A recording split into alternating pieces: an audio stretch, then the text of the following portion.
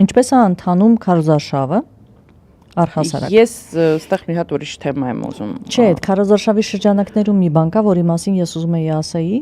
Դավայ։ որ Միջու բամենացոր չենք քննարկել։ հա, շատ անսպասելիորեն հետքը որոշում է քարոզարշավը փչացնել։ Այդ Անիվի կոնտեքստով վրա այս գործի շրջանակներում շատ հետաքրքիր ուսումնասիրություն եւ հետաքննություն են անում։ Մի անգամ արդեն արել էին։ Հիմա մի հատ էլ պատկաստ են պատրաստել, շատ մանրամասն նկարագրություններով։ Ես չեմ ուզում ձեզ ծանրաբեռնեմ, ինձ թվում է, որ ուզենաք կգտնեք հետքի YouTube կանալի վրա տեղադրված։ Հետքի հետաքննություն չի ախր, ընդ կա եկեք քրեական գործ, որով իդեպ մեղադրյալներ չկան, առհասարակ հասկանալի չի Ավինյանը այդտեղ ինչ կարգավիճակ ունի, որտեղ ինքը ասում է վկա, իր գործընկեր ԿՊ-ական պատգամավորները ասում են մեղադրյալ, вообще առհասարակ հասկանալի չի, բայց Փաշինյանին ամեն անգամ երբ որ դեմ են տալիս Անիֆի թեման, թե ուր է այդ փողերը մսխված եւ ակնհայտորեն, ասում է հա, ինչ ասում եք, ճիշտ եք ասում, լավ ճիշտ ենք ասում, հետո այդ քրեական գործը երբ է հասնելու ինչ որ հանգրվանի, ով է դրա համար պատժվելու, որտեղ մենք 8 տարի տեսնում ենք անընդհատ այդպես кейսեր կոռուպցիոն մեծ բազմաթիվ քանակությամբ, լինի դա քաղաքապետարանում, լինի դա կառավարության մակարդակում, մարզպետարաններում տարատեսակ, հա, կոռուպցիոն սխեմաներ, որոնցով ինչ որ իբր հարուցվում են քրեական գործեր, որոնք հետո ոչ մի բանով չեն ավարտվում։ Թույլ կտաս մի քիչ մանրամասներ կարդամ, որովհետև մեր տեխնիկական թիմը անտիֆեյքի ուղարկեց կարճ տեղեկանք։ Ուրեմն ստացվում է, որ քաղաքապետը չէր կարող լինել Անիֆի տնօրենների խորհրդի նախագահ։ Անիֆի անկումը սկսվեց այն բանից, երբ տնօրենների խորհրդի նախագահ Տիգրան Ավինյանը գնաց քաղաքապետարան եւ դարձավ Երևանի քաղաքապետ։ Հետք սկսեց հետաքրքրություն ցուցաբերել Անիֆի նկատմամբ այն ժամանակ, երբ Էդիկ Բաղդասարյանը հանդիպում ունեցավ պաշտոնյաներից մեկի հետ եւ վերջինս նշեց, որ ծրագրերից մեկը կարող է ուղղակի պայթել կոռուպցիոն ռիսկերի համատեքստում։ Հետագայում պարզ դարձավ, որ Անիֆի շրջանակներում CFW ընկերությունն է ներդրում անում շուրջ 1.5 միլիարդի ներդրում։ Այդքան փողակոր է։ Դա մի ընկերություն է, որը հիմնադրվել էր կիբերանվտանգության ոլորտը զարգացնելու համար եւ որի 49%-ը Անիֆի կառավարիչ դուստր ընկերությունն էր տիրապետում։ Ararat Technologies եւ Holdings ընկերություններին հետագայում պարզ է դառնում, որ մոտ 10 հոգի երիտասարդ է CFW-ի շրջանակներում վերապատրաստվել կիբերանվտանգության ոլորտում, բայց հետագայում նրանք անցել են մասնավոր ոլորտ, որովհետև հայկական եւ ամերիկյան կողմի համագործակցությունը դադարել է։ Սա ըստ էության ամենասկանդալային ծրագրերից մեկն է Անիֆի շրջանակներում, որովհետև հայտնի չէ ովքեր են ծրագրի մասնակիցները եղել, անգամ որտեղ են եղել նրանց գրասենյակները եւ այլն, սակայն թղթերի վրա կազմակերպությունը գոյություն ունի։ Եվ CFW-ի տնօրեն Կարինե Անդրեասյանը Ավինյանի կնոջ ընկերուհին է, Կարինե թե Կարեն, եւ բիզնես գործընկերը։ Ավինյանն ասել է, որ ինքը եւ կինը Կարնեի հետ ծանոթացել են ընկերության հիմնադրման տարեթվին, որը սուտ է։ Նրանք միջ այդ մի տարուց ավել ճանաչել են իրար եւ համատեղ բիզնես են արել։ Կարճ ասած, ես էլի մանրամասն չհասկացա, բայց սա ընդամենը մի кейսն է, երբ որ ծախսում ես 1.5 միլիարդ, մսխում ես, պատրաստում ես ինչ որ միֆական 10 կիբերանվտանգության մասնագետ, որոնք հետո պետությանը ոչ մի օգուտ չեն տալիս, գնում են մասնավոր, բայց պետական բյուջեի փողեր են արդյունքում դրա վրա մսխում։ Բայց ես քեզ ուզում հիշեցնեմ նախկինում մի քանի кейսեր էր քննարկում, իրանց Մոսկվայի այդ գրասենյակի վրա էլի միլիոններ են ծախսվել, անհասկանալի ինչ արել այդ գրասենյակը, ինչի համար են իրան պահել։ Ես ուզում եմ հիշեցնել այդ ազգային ավիափոխադրողի պատմությունը, հիշում ես, չէ՞։ Որի պատճառով մենք զրկվեցինք ապրես։ Այդ սաղ кейսերը դա մի հատ մեծ կոռուպցիոն կծիկ է, որը ես քեզ ասեմ հələ պարզ չի ինչով կավարտվեն քրեական գործեր, որոնք հարուցվել են կոവിഡ്ով պայմանավորված, նույն Ավինյանը այդ ժամանակ բարետ էր իր եւ Արսեն Թորոսյանի վերաբերյալ։ Այսինքն ես կարծում եմ, որ ակնհայտ է բոլորին, որ այս իշխանությունը պիտի փոխվի, որ այդ սաղ կոռուպցիոն սխեմաները բացահայտվեն, որովհետեւ քանի այս կրուգավոր պառուկան է իրանք իրար մեջ պահելով իշխանությունը իրանց ձեռքին է։ Այո, ծածկադմփոցներ անելով, այդ սաղ թեմաները լղոզելով եւ ոչ մեկին չպատժելով, այս հերթական այդպես ասելու ենք, հա, Անիվ, ասելու ենք միլիարդներ, իսկ ուրեն Հայաստան հիմնադրամի միլիոնները։ Դրա մասին էլ ոնց որ sense մոռացվեց գնաց։ Իսկ ինչ եղան են անունին փոխանցումները ԿՊ-ի հիմնադրամ։ Այդ սաղ պատմությունները պիտի բացահայտվի, որովհետև այդ ժողովրդի ծոցից դուրս եկածների այդ միֆը, երբ որ տեսնում ես իրանց քշած մեքենաները, իրանց պարգևավճարները, իրանց տները եւ մնացած ամեն ինչը շատ արագ դզված այդ մարդկանց։ Քո մոտ լիքը հարցեր են առաջանում եւ իրանց հայտարարագրերի վերաբերյալ եւ իրանց անունով չգրանցված տարատեսակ ունեցվածքի, բայց այդ ամեն ինչը բացահայտելու համար այս մարդիկ պիտի գնան, որպեսզի ժողովուրդը ունենա հնարավորություն իմանալ որտեղ, ինչ, երբ եւ ինչ թվերի մասին է էլի խոսքը,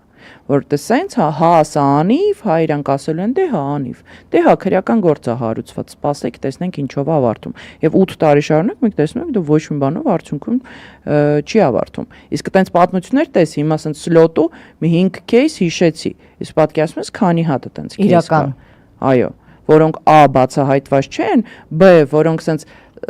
հպանցիկ դրան անդրադարձ եղել է ու մենք բոլորս մոռացել ենք, որտեղ այդ տեղեկատվական շուխուրի մեջ այդ ամեն ինչը հիշել հնարավոր չի։ Դե ոչ միայն այս տեղեկատվական շուխուրն է խնդիրն է, որ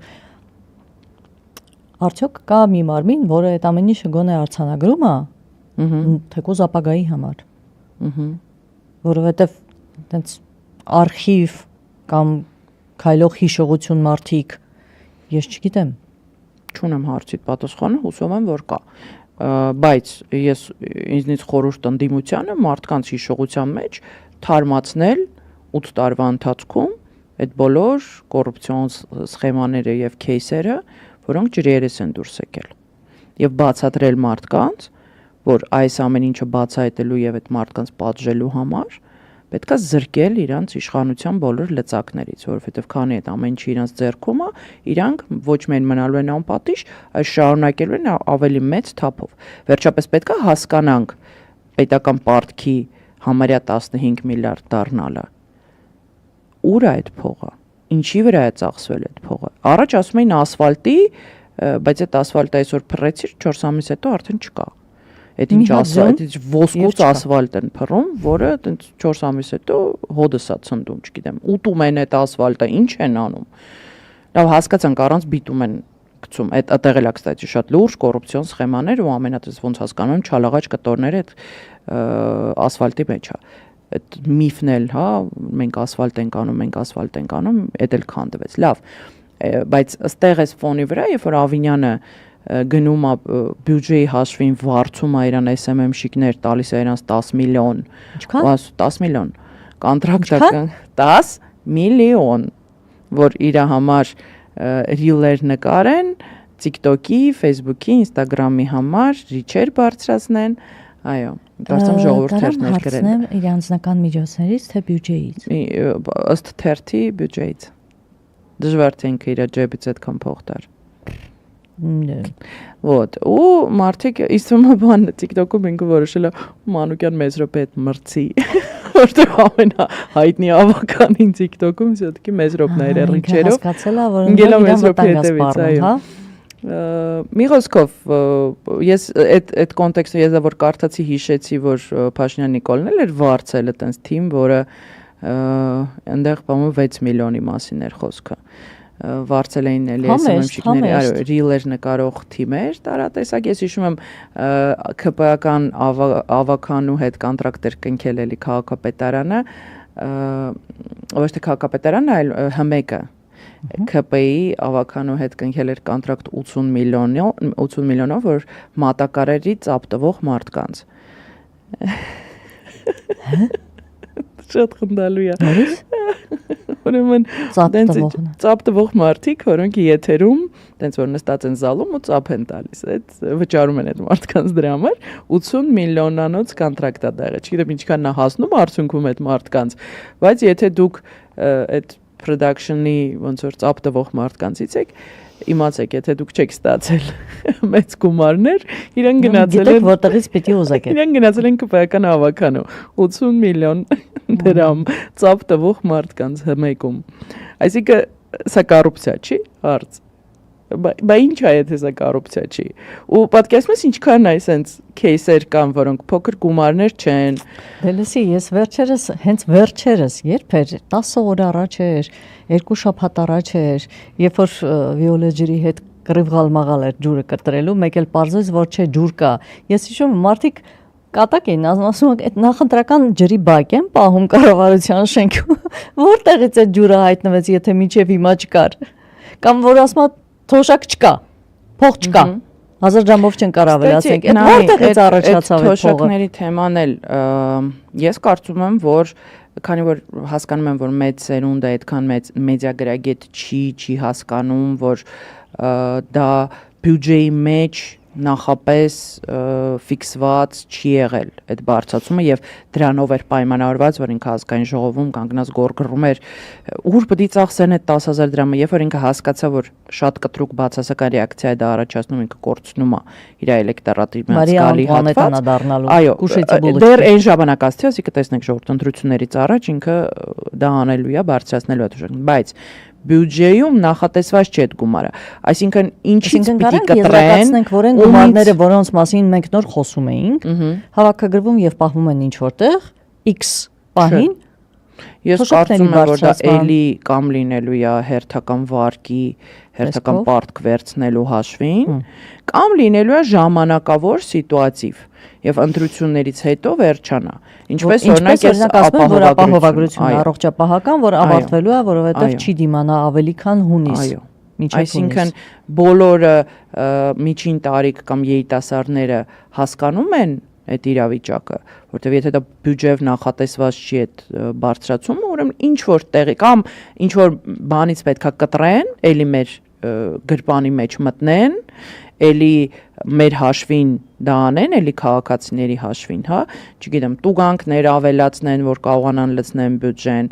հարկեր բարձրացնեն, որ կարողանան լցնեն այդ բյուջեն, կամ գնան էլի հերթական պարտք վերցնեն, որը մնալու է էլի մեր վզով, հա, որովհետև չկա այդ փողը,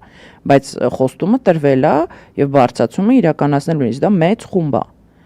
թոշակառուները, հասկանում ես, հասարակության մեծ սեգմենտ է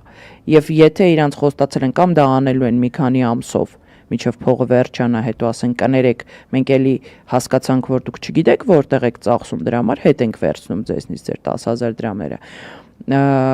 կամ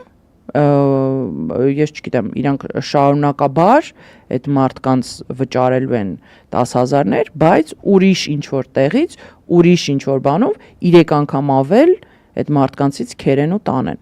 Իրանցից էլ մեզնից էլ մեծ հաշվով։